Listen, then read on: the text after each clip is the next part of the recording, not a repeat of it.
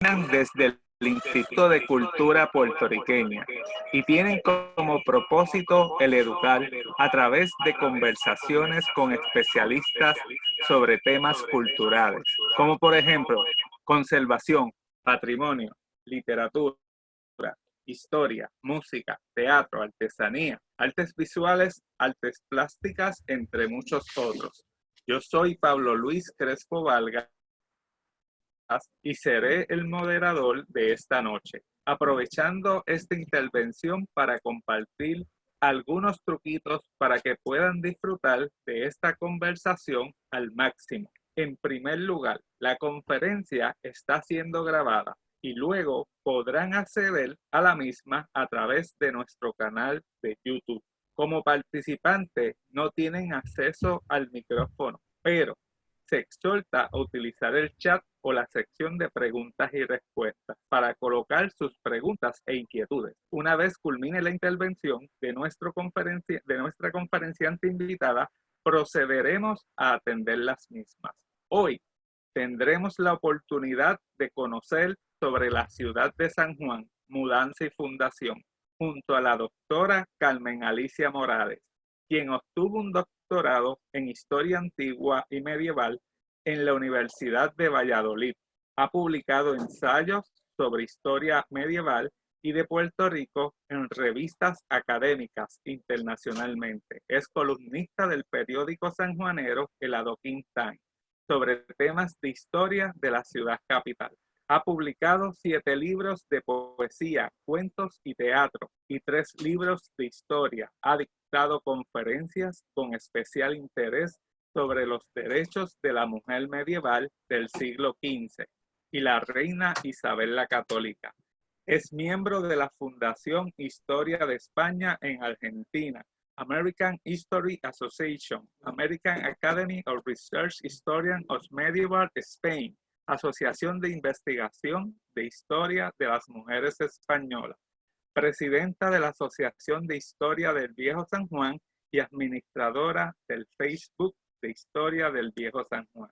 En su conferencia abordará el tema de la mudanza y fundación de la ciudad de San Juan, la cual parte de una pujanza entre el devenir del mundo antiguo, cambios medievales y el renacimiento del siglo XVI. Esa transición se expresa en la intrincada contienda librada por los colonos durante la mudanza y fundación de la ciudad y se nutre de una serie de factores que influyeron en su nacimiento, tal y como la contienda librada entre los herederos de la monarquía isabelina para apoderarse del trono, la repoblación de Castilla durante la Reconquista, la utilización de la Carta Puebla como instrumento jurídico para lograr colonizar los reinos cristianos, el detallado desarrollo cronológico de la mudanza y el análisis de los epistolarios y las vistas públicas de los colonos. Sin más, le damos la bienvenida a la doctora Morales. Buenas tardes, muchas gracias. Quiero primeramente dar las gracias al Instituto de Cultura, a su director, el profesor Carlos Ruiz, y a esta iniciativa del profesor Pablo Crespo Vargas para crear un espacio de comunicación con el coloqueo.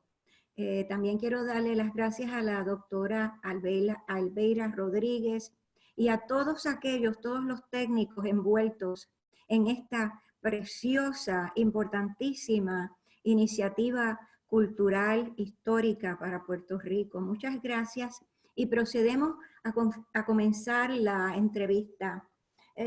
Repito lo que ya mencionó el profesor Crespo en su introducción, que esta ciudad es en realidad una ciudad renacentista, porque es una de las primeras ciudades que se encuentra dentro del protagonismo de esa efervescencia humana que está repoblando la península ibérica en una segunda mitad del siglo XV y que se vierte con los emigrantes en un nuevo mundo atlántico.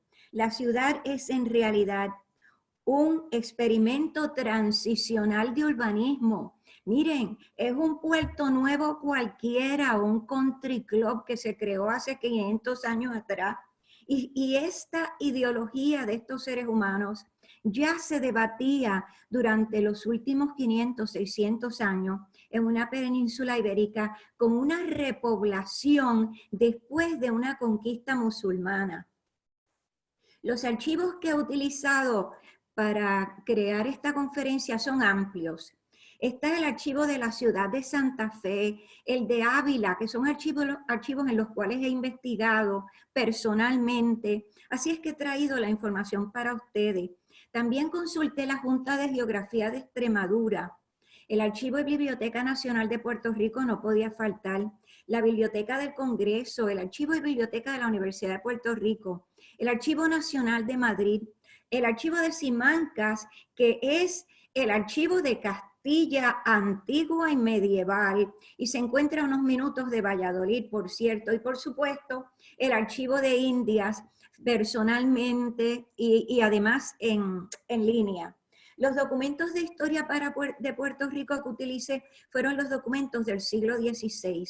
He dividido esos documentos de una primera mitad de un siglo XVI en tres partes. Para esta mudanza existen epistolarios, reales cédulas que se acumulan como fueros o cartas Puebla. La carta Puebla es una carta de contribución fundacional.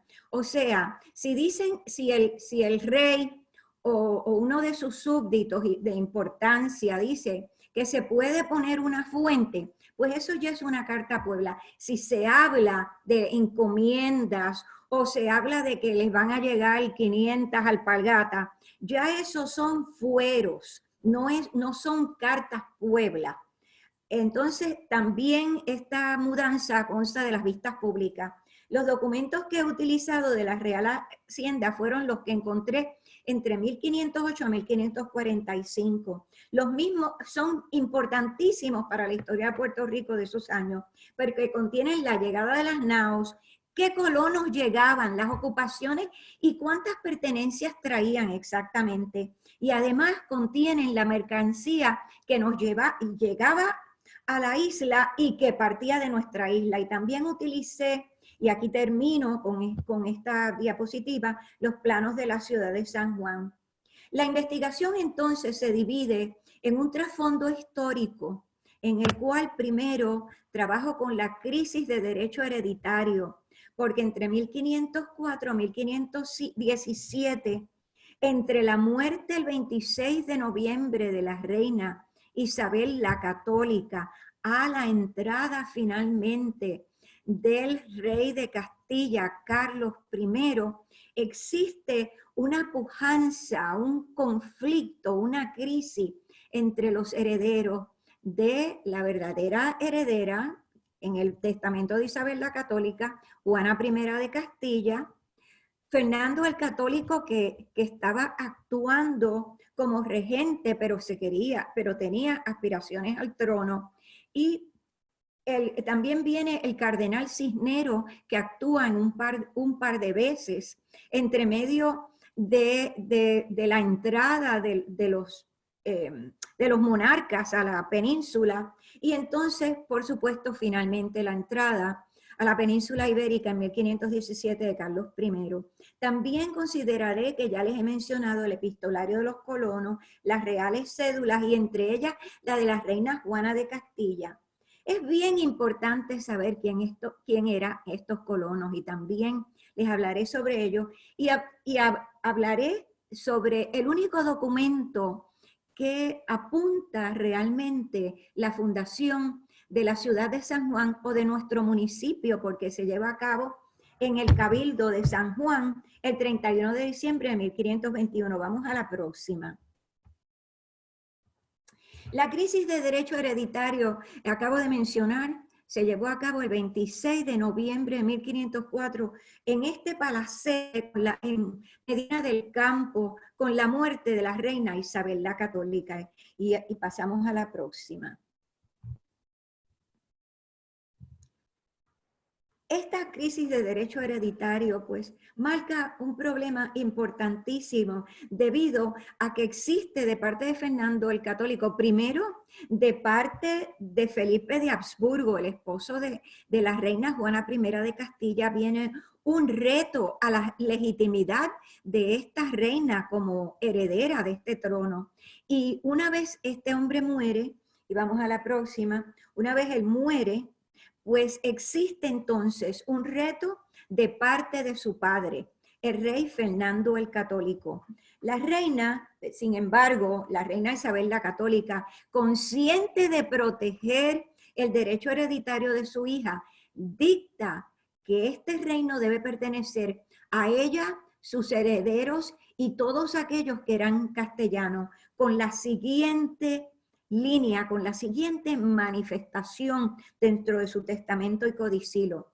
Veyendo como el príncipe mi hijo, refiriéndose a Felipe de Habsburgo, porque es de otra nación y es de otra lengua, si no se conforma con las dichas leyes de fuero, usos y costumbres. O sea, ella lo consideraba un extranjero. Así es que él no tenía derecho a reinar junto con su hija, sino él tenía derecho eventualmente a ser rey consorte. Y aquí les presento a Felipe de Habsburgo y Juana I de Castilla, 1497, año del matrimonio. Vamos a la próxima. Sin embargo, una vez muere la reina Isabel la Católica, el 26 de noviembre de 1504, entra finalmente, casi 2 años después, a Burgos el 26 de septiembre de 1506 y muere el aspirante al trono castellano, Felipe de Habsburgo. Y esta es la casa del Cordón donde se supone que él murió. Mientras tanto, el rey Fernando el Católico y la reina Juana se debaten este trono. Fernando el Católico tenía derecho a aspirar al trono de Castilla porque él venía de la misma familia que venía Isabel la Católica. Entonces, como no se puede, como no se encuentra en el testamento de Isabel la Católica, él decide, para reclamar este trono entre las estrategias, casarse inmediatamente. Así es que el 19 de octubre de 1505, 36 años al día de haberse casado con Isabel la Católica, un 19 de octubre de 1469, se casó con la infanta francesa Germaine de Foix, la cual tenía 18 años, esperando a que le diera un hijo varón para él reclamar el trono de Castilla. Mientras tanto, pues aquí tenemos lo que ya les mencioné, el cardenal Jiménez Cisneros actuó en la administración, luego en 1509 el rey Fernando aprisiona a la reina Juana de Castilla en Tordesillas, o sea, tratando de anularla completamente como reina. Muere Fernando el Católico el 23 de enero de 1516 en Madrigalejo y toma casi 2 años, vamos a la próxima, a entrar el rey Carlos I en llegar a Castilla. O sea que el rey ha muerto en 1516 y él entra en noviembre de 1517. Problemas con este rey era que no hablaba castellano. Trajo a sus propios consejeros de Flandes, sin embargo, no respetó, número 1, las cortes de los reinos y además se mantiene de los fondos de la Hacienda Real de Castilla. Mantuvo, mientras tanto, desde 1509 hasta 1556, que muere la reina Juana, la mantiene aprisionada en Tordesillas. Y debido a este aprisionamiento de la reina, a los abusos de parte del rey Carlos I, de que no respetaba la participación de los castellanos en las cortes de los reinos, y que utilizó los fondos de la Hacienda Real de Castilla, entonces viene, y vamos a la próxima, viene la Guerra de los Comuneros. Voy a esperar unos minutos para más adelante, voy a la Guerra de los Comuneros, pero ahora vamos a empezar a hablar de la mudanza misma. La mudanza se lleva a cabo entre 1514 a 1521. Y esta mudanza como ya les dije, se encuentra dividida en epistolarios, cédulas reales y vistas públicas.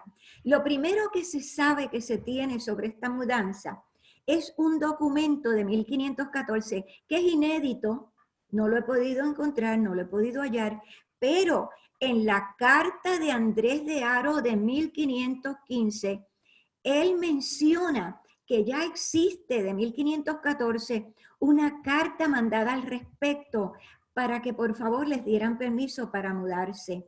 La carta de Andrés de Haro dice que sobre la isleta de San Juan, isleta que está sobre la mar, se fará a poca costa. O sea, él busca el oído positivo del rey, ya primero el rey Fernando, porque aquí todavía está vivo Fernando el Católico y la reina Juana, están los dos reinando conjuntamente. Así es que él busca el oído del rey diciendo de que va a tener puerto. Si va a tener puerto, esto es positivo porque se va a tener mucho comercio. Continúa la mudanza ya. Los próximos documentos que aparecen son de 1517, un memorial de Martín de Isázaga a los frailes jerónimos. Muchas personas se creen que fue a los jesuitas, pero no fue. Fue a los padres jerónimos para que les dieran permiso de utilizar la mano de obra de los indígenas para ayudarles a construir caminos. El próximo documento que tenemos de ese mismo año es una disposición de examinación física del licenciado Rodrigo de Figueroa, que viene desde la isla de Santo Domingo a hacer esa examinación que le ha pedido el rey. El 13 de julio de 1517 tenemos las declaraciones de Ponce de León, importantísimo, las declaraciones de Ponce de León, porque él es la única persona que se opone a la mudanza. El 22 de julio está uno de los documentos más hermosos que se escribe en la mudanza a San Juan, la carta de la reina Juana I de Castilla, y el 12 de septiembre de 1517 tenemos también el primer documento que confirma que se le ha otorgado, se le ha pedido a Lope de Conchillos, que era el dueño de las minas de oro de Puerto Rico. Esa es otra historia interesantísima. Él era un advenedizo, un ser que no valía mucho, pero a este hombre se le han pedido los nativos, nuestros taínos, para hacer de piedra los pasos. O sea, que existió un camino de piedra para llegar hasta San Juan desde la villa de Caparra. Y vamos a la próxima.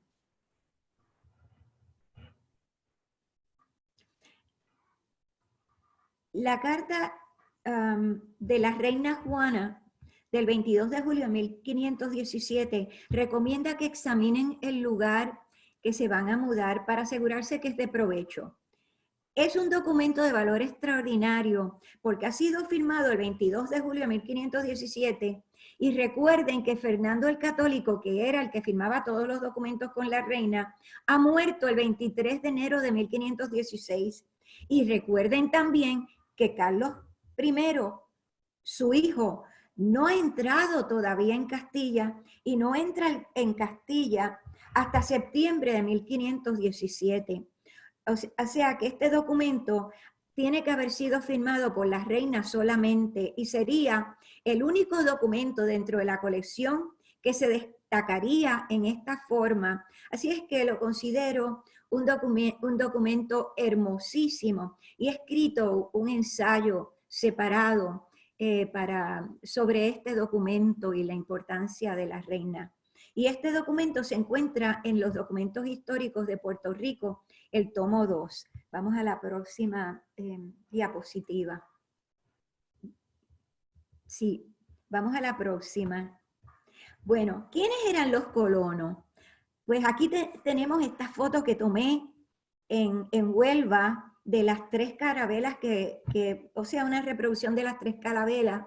Pues miren, los colonos, y vamos a la próxima, eran sastres, carpinteros, frailes, panaderos, labradores, mercaderes, hiladores, notarios, escribanos, licenciados, costureras, pedreros, albañiles. Eran seres trabajadores, iguales que todos nosotros, que vinieron en búsqueda de un lugar donde ganarse la vida y mejorarse económica y familiarmente. Vamos a la próxima.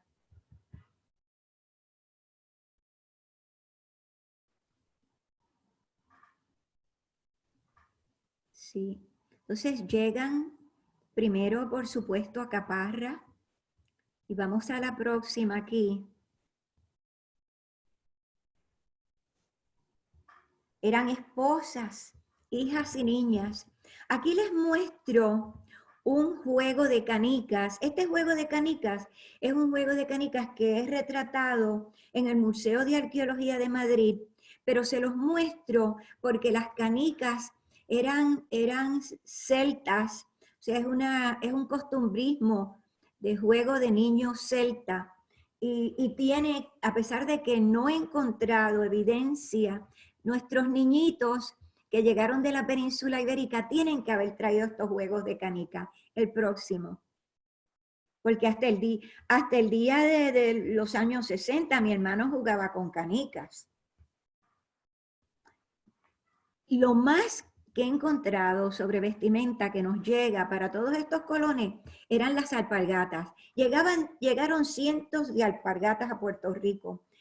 Las alpargatas de esa época eran muy parecidas a estas que les estoy enseñando. Y los padres dominicos del siglo XV, aquí les muestro el hábito que utilizaban y que tienen que haber estado utilizando en nuestra isla. Vamos a la próxima.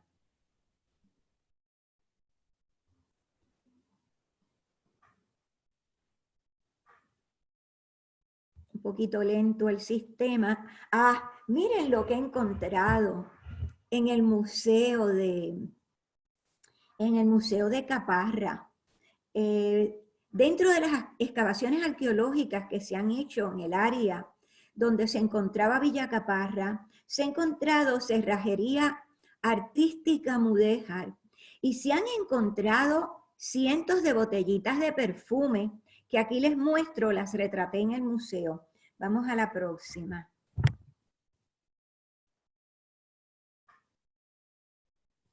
También se han encontrado, hasta donde tengo entendido, se ha encontrado este crucifijo que se encuentra también en el museo, y se han encontrado hebillas, y se han encontrado cientos de clavos en esas excavaciones. Y si se encontraron clavos, quiere decir que existía una construcción arquitectónica que no solamente estaban viviendo en bohíos. También se han encontrado azulejos sevillanos.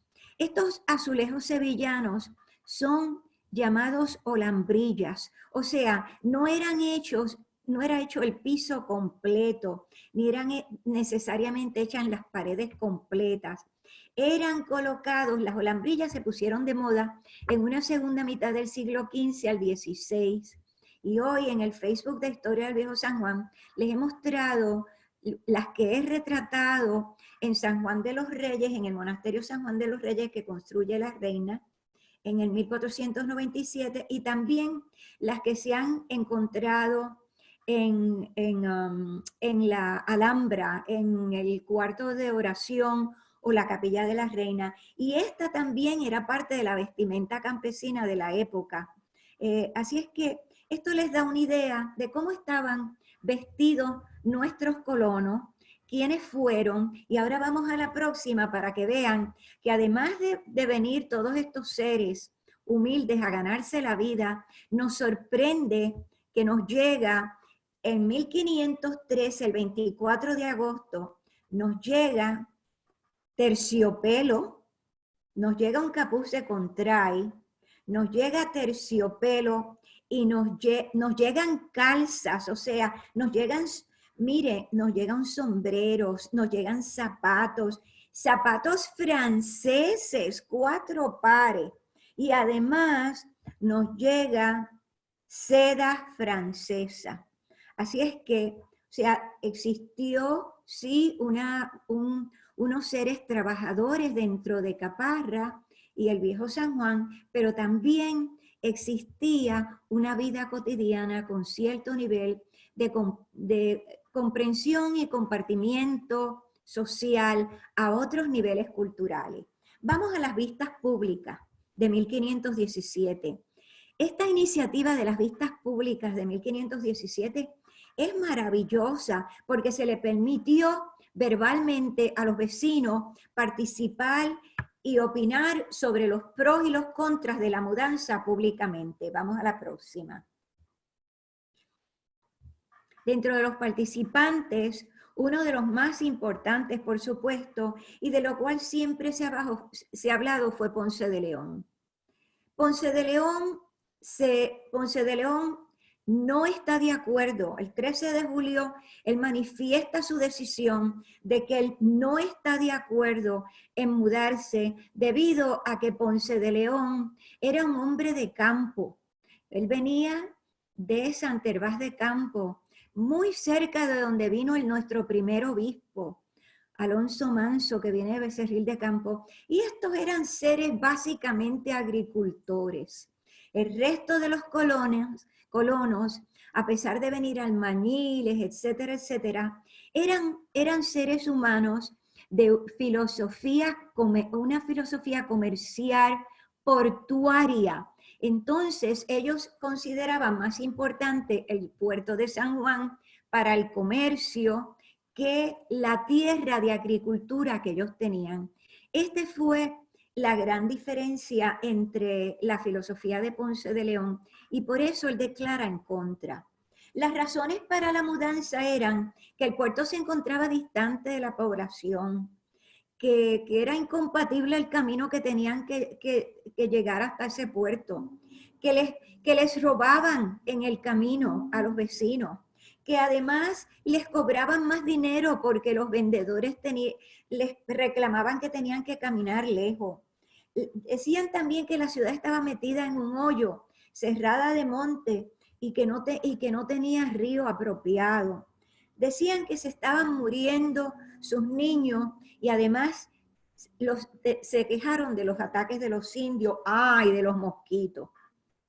Las recomendaciones del rey llegan finalmente en 1519 y el rey solamente recomienda una sola cosa, el 12 de septiembre, construir casas de piedra. Se alegra mucho de que el nuevo asentamiento se encuentra un puerto, porque él también estaba, más que la agricultura, él estaba más pendiente al comercio de lo que se iba a traer y llevar desde las colonias y del impuesto que le iba a devenir de ese comercio. Así es que, pero él exige, es muy interesante, que se trace un plano de la ciudad a la usanza de Flandes, no a la usanza castellana. Y aquí está el plano que somete el licenciado Figueroa del área cercana a la ciudad de San Juan. O sea, aquí está nuestra isleta, pero las áreas que las rodeaban. Y ahora les voy a mostrar una diapositiva de esta isleta y quiero que miren con cuidado porque en el mismo centro de la isleta se encuentra un pozo. Y me he dedicado durante los últimos años a tratar de localizar dónde es que existió ese pozo, porque este pozo tiene mucha importancia para este pueblo. Vamos a las posibilidades del lugar donde se pudo haber encontrado este pozo. Bueno, pues se pudo haber encontrado cerca de la puerta de San Juan. Aquí hubiera servido al puerto para darle agua a los que partían y darle agua a los que llegaban.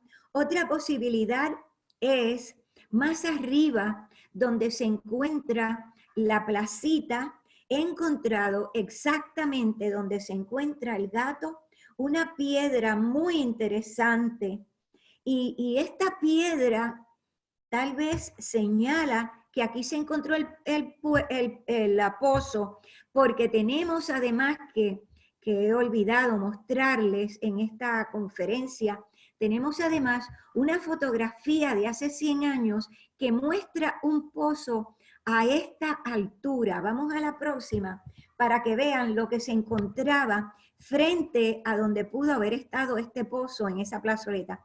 Frente por frente se encuentra el restaurante Rosa de Triana.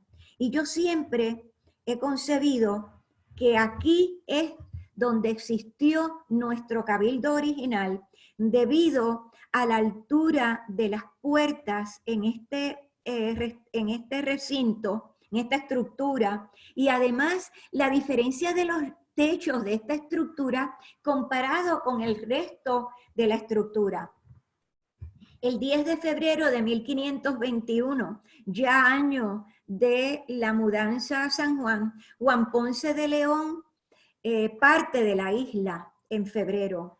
Tenemos los documentos que señalan que la mudanza fue en 1521, comienzan el 16 de septiembre de 1520, cuando Baltasar de Castro escribe sobre un horrible ataque de los caribes y ya deciden que no pueden más, que se tienen que mudar.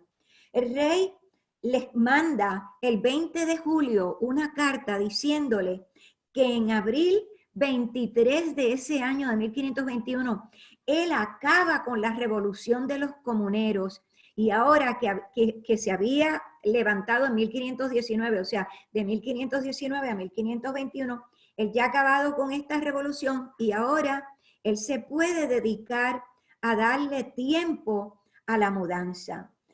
Él en realidad lo que les escribe es una carta a Puebla, que les he hablado antes, porque él recomienda construir una casa de contratación donde se puedan poner libros y una fortaleza. Mientras tanto, este fue el lugar, el 23 de abril de 1521, este es Villalar de los Comuneros, en el norte de Valladolid, lugar donde se termina la revolución de los comuneros, que fue un levantamiento en contra del rey de parte de las comunidades castellanas. Existen entonces 4 documentos de 1521. El 30 de junio, el Consejo aprueba pagar a Pedro de Ayala para servir de guardia de las armas en la isleta de San Juan. O sea, ya ellos han mudado armas, ya tienen esa isleta preparada.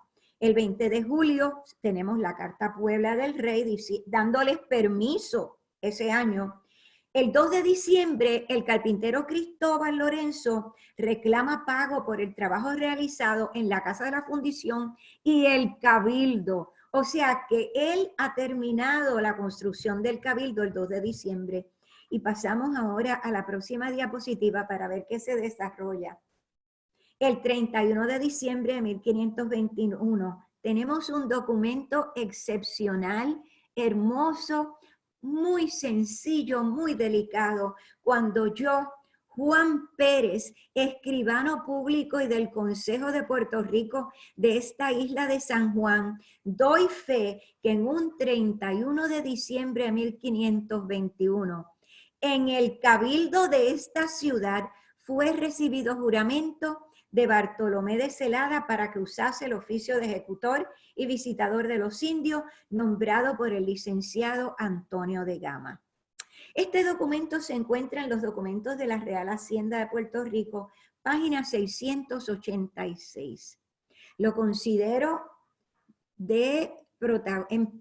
documento de protagonismo para la fundación de la ciudad de San Juan, porque este escribano menciona, es el único documento que me he encontrado que este escribano menciona que están en el cabildo. No existe ningún otro documento del siglo XVI que nadie diga que esté en un cabildo.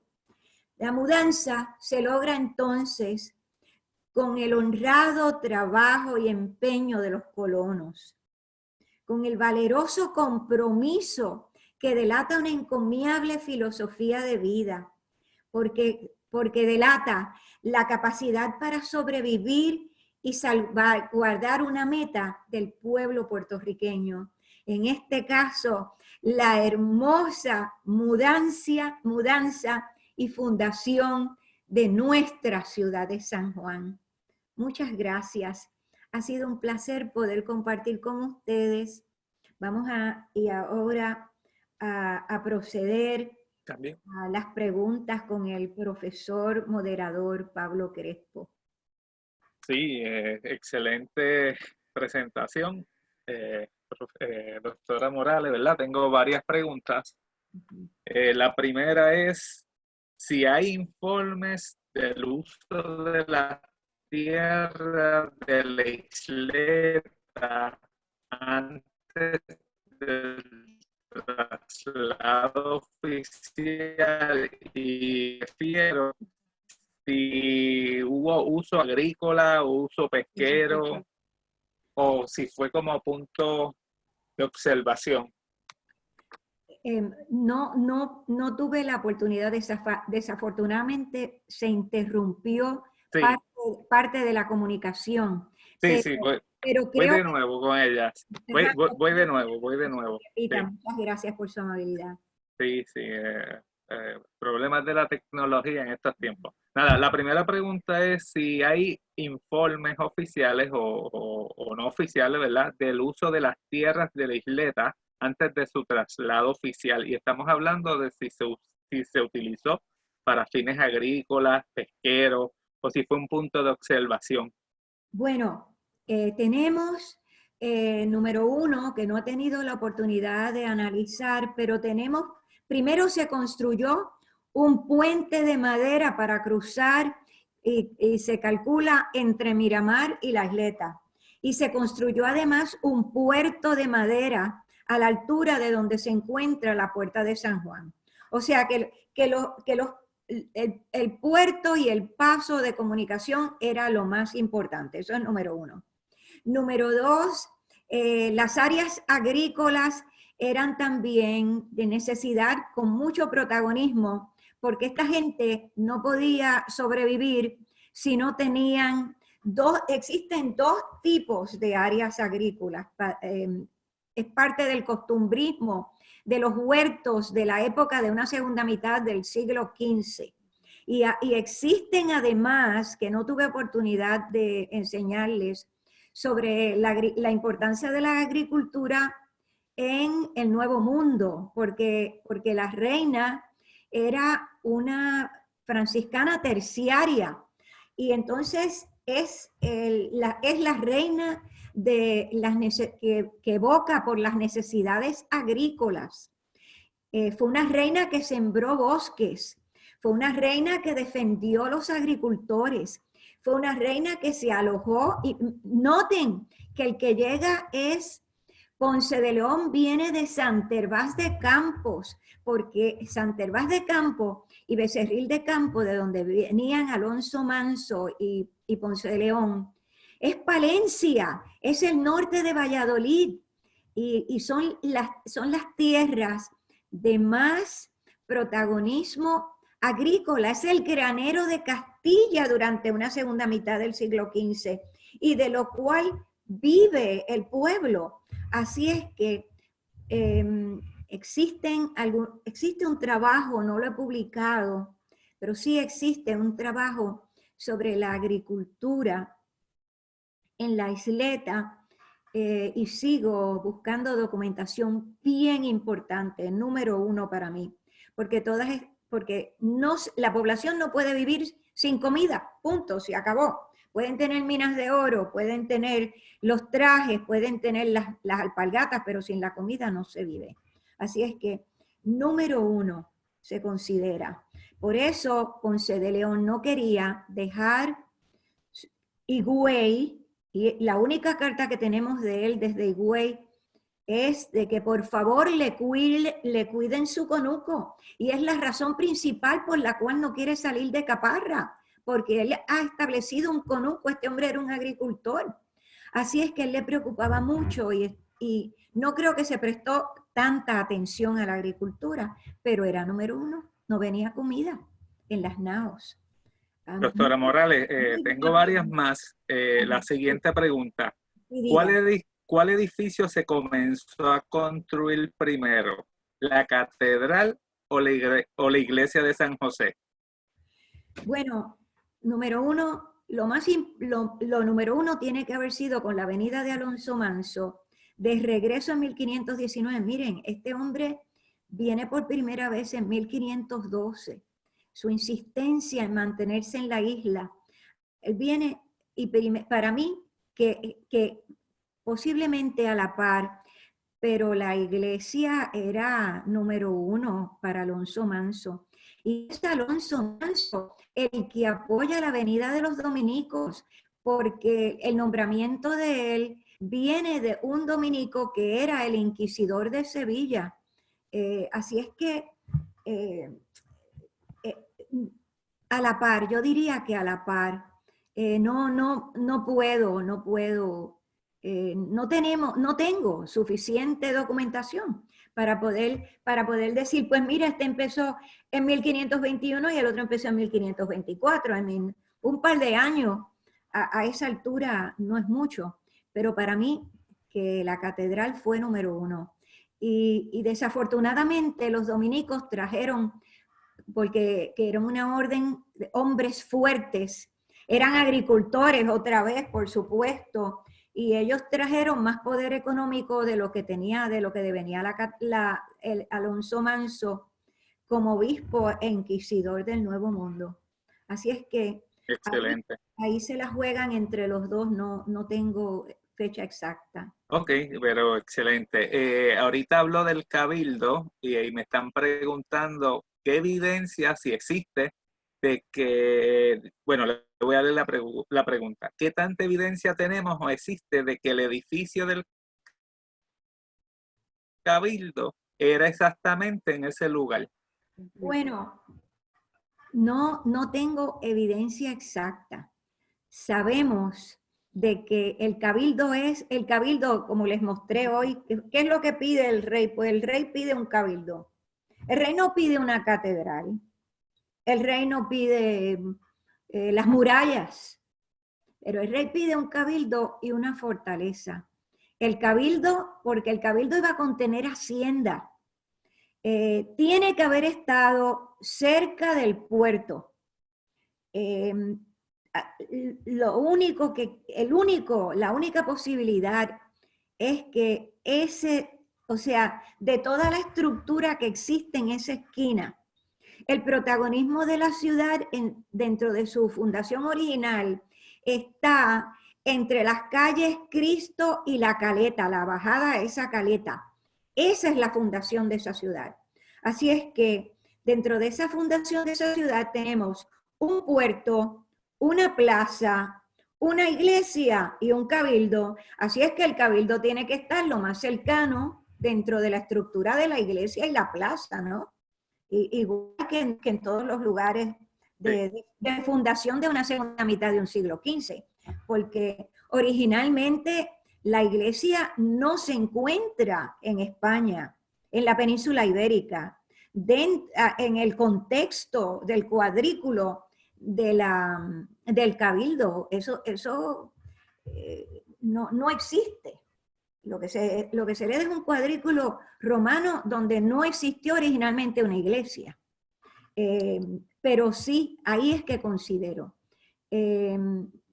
Hay algún documento que ahora mismo no recuerdo exactamente.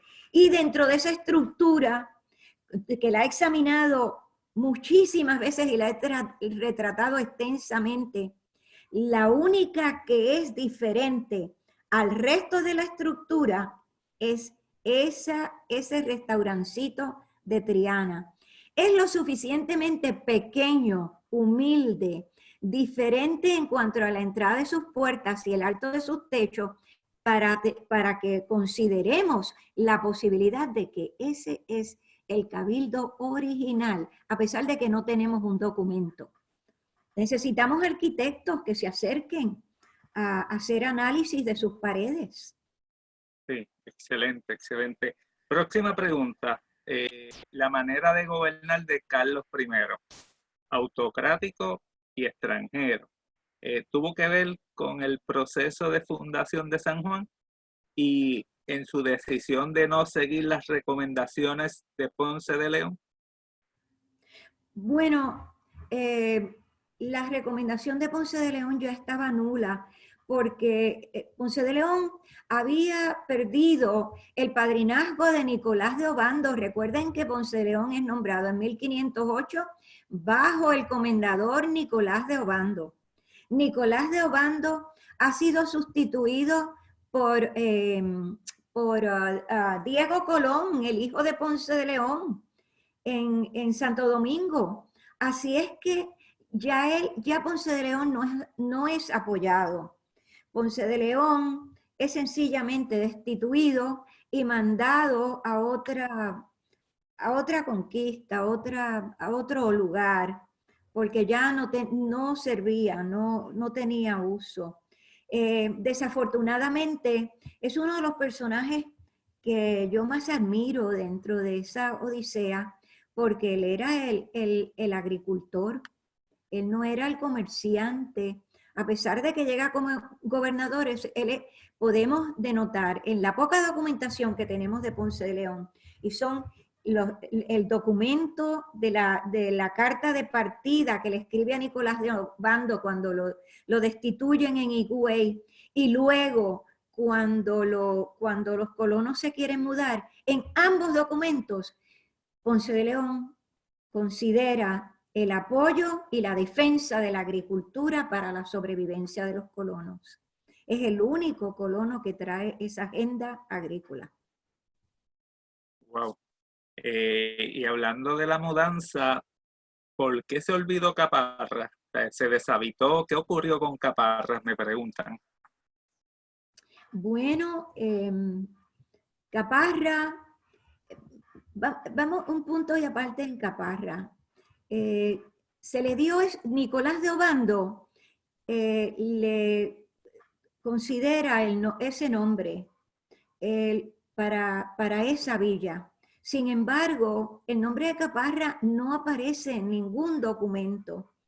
Desde un principio, ya desde 1508 a 1509, aparece el nombre de Puerto Rico. Y los colonos consideraron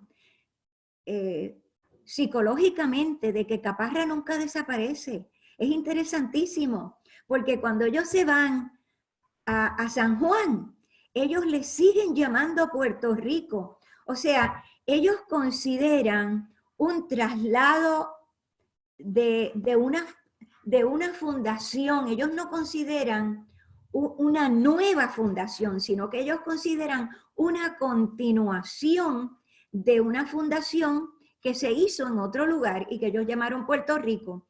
En este contexto, me encanta lo que pasa con ese nombre de Puerto Rico, porque lo que pasa es, al igual que con las calles de nuestro San Juan, triunfa la opinión y la decisión del pueblo sobre el llamado del lugar y la circunstancia. Es igual que la calle San Francisco, pues mira, no la llamamos San Francisco porque eso es lo que el pueblo la llama. La calle del Cristo, pues la llamamos la calle del Cristo porque eso es. La de la Cruz lo mismo. Y así pasa con Puerto Rico. Ellos decidieron trasladar. No tendría para considerar el continuo protagonismo o importancia de Caparra, tendría que irme a estudios sobre el oro, porque era parada obligada. Y por eso es que también Ponce de León, en sus aseveraciones en el Cabildo, en 1517, él dice, ahora van a estar más lejos y va a ser más difícil trasladar el oro hasta el puerto, porque van a estar más lejos. Así es que habría que ver quiénes se quedaron, o sea, eso sería otro estudio. Oh, magnífico. Me preguntan dónde se pueden ver o estudiar las primeras cédulas o actas de cabildo de la ciudad, si estas están documentadas, si existe alguna publicación, si están transcritas. Ay, pero claro que sí existe una publicación hermosísima, es el último legado del profesor Ricardo Alegría. Cuestan los 5 volúmenes del siglo XVI, cuestan ahora mismo $75. A lo mejor los encuentran en Amazon, si no, cuando se vuelva a abrir el Centro de Estudios Avanzados en el Viejo San Juan, pueden llegarse allí y comprar esta documentación, al igual que yo la compré cuando se publicó. Así es que es una documentación hermosa, es lo que deben de estar leyendo. Los recomiendo para todos los historiadores o los que no sean historiadores, no importa. Son unos epistolarios, reales cédulas, las vistas públicas, hermosísimos. Y también tenemos que ha publicado la Universidad de Puerto Rico, que en ocasiones se los he mostrado, el profesor Tanodi, un húngaro argentino que llega y traduce de la paleografía los documentos de Hacienda. Así es que pueden obtener todos estos libros hermosos. Ha sido un placer. Fue la conexión.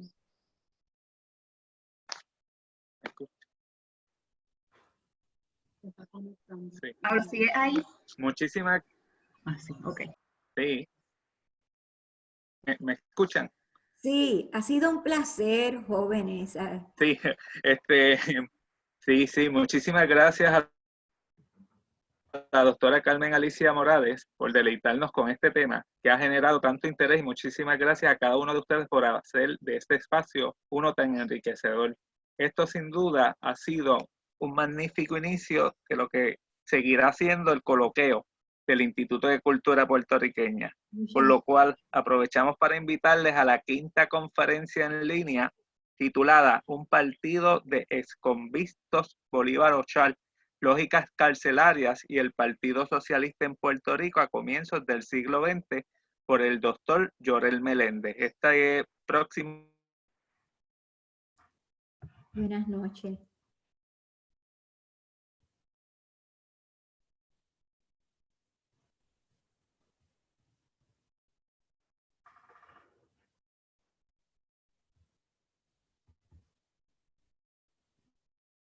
Por lo pronto, yo me despido y una vez más agradecido de poder compartir con ustedes en esta noche repleta de cultura. Nos vemos el martes en el próximo coloqueo. Buenas noches. Gracias.